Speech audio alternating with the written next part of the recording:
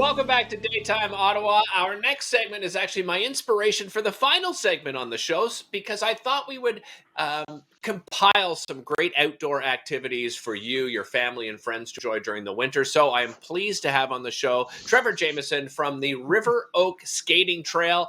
Welcome to the show, Trevor. Let's talk about the inspiration behind this. Where did the idea come from? Hi, Derek. Well, we've always, growing up on the property, always had a river out back on, or a rink out back on the river, and thought it would be cool to be able to lace up in the house and skate out there through the trees. And that idea grew and said, well, why don't we make it something that we can offer everyone, and a bit larger, a bit more fun. It's been growing from there for the last 5 years. Well, you mentioned a bit larger. It's my understanding it is quite a bit larger. So talk to me, how large is this and what can people expect? What is the experience like? Well, we've got over 3.5 kilometers of trails, about 4 acres of ice in total.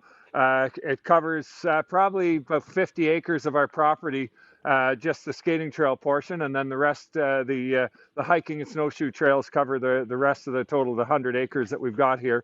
We'd like to keep nice wide open trails and intersections, lots of rinks, lots of sort of a maze-like trail to keep people guessing at where they're going next, and lots of options, have lots of people enjoy it, and keep all spread out. You mentioned the rink. So as I understand, you have 6 rinks, including one NHL size. So do you encourage or do you invite people to come and bring their hockey sticks and pucks? What are the protocols as far as that's concerned? Absolutely, we love seeing people come and bring their puck and stick on the trails. If you don't have one, we've got sticks here that you can borrow. We're happy to give you a puck to fire around as well. And yes, like you said, we've got 6 rinks open, and this year enlarged one, so it's actually full NHL size.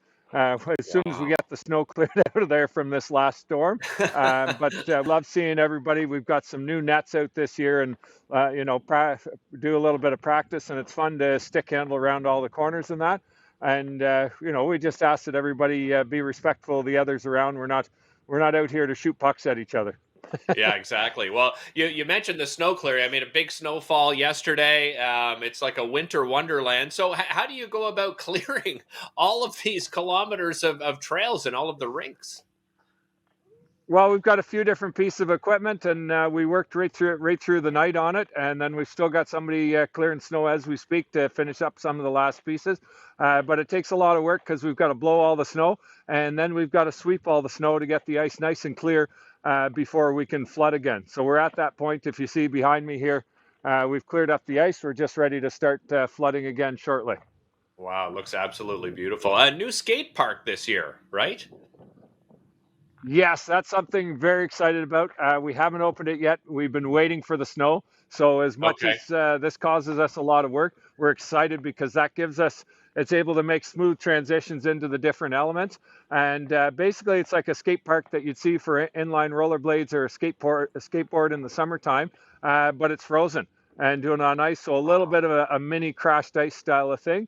And yeah, we're excited to give it a try and see how it goes. We had a couple things last year and they were a huge hit. So this year put an actual, it's a little circuit, and keep building from there. So we hope to get that open very, very soon. Oh, that sounds like so much fun. It's like extreme skating over there at RiverOak. I love it. Another thing you decided to do, and I think it's important to let everybody know because, maybe you get a little bit hungry, maybe you get a little bit thirsty. What have you got to offer for people that attend? Well, we've got our regular snack shack inside with a couple little quick treats and hot chocolate for everyone.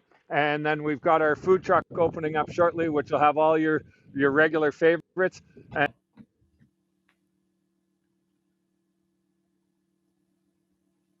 Oh, I think Trevor just broke up on us a little bit there. But what I can say is, as he said, he's got the food truck, he's got the snack shack, there's hot chocolate, maple syrup, and treats out there. And you saw some of that absolutely beautiful footage. So there is nighttime skating available. They've got bonfires out there. And of course, some of us get tired, as we're skating around and enjoying the fresh air and outdoor activities. So there are rest areas, there are benches available as well. It's just a beautiful spot, and they have a wonderful website as well that you can check out. You should always go on and check out and just see what the health and safety protocols are like. Of course, want to keep your physical distancing and that kind of thing when you're out on the trail. So just keep that in mind. And as Trevor said, are welcome to bring your sticks and your pucks along, but just be responsible for it when you're out there. That website, by the way, is www.riveroak.ca. And a reminder, our final segment on the show today, I'm going to share with you some other great outdoor activities, some other trails in the Ottawa area that you can enjoy. Perhaps you're a cross-country skier, you want to hike, do some fat biking. There's so many things available for Ottawa. So I'll let you know about that in a little bit. But coming up after the break, we'll talk about answering the call. It's a $10 million fundraising campaign by the Pearly Health Foundation.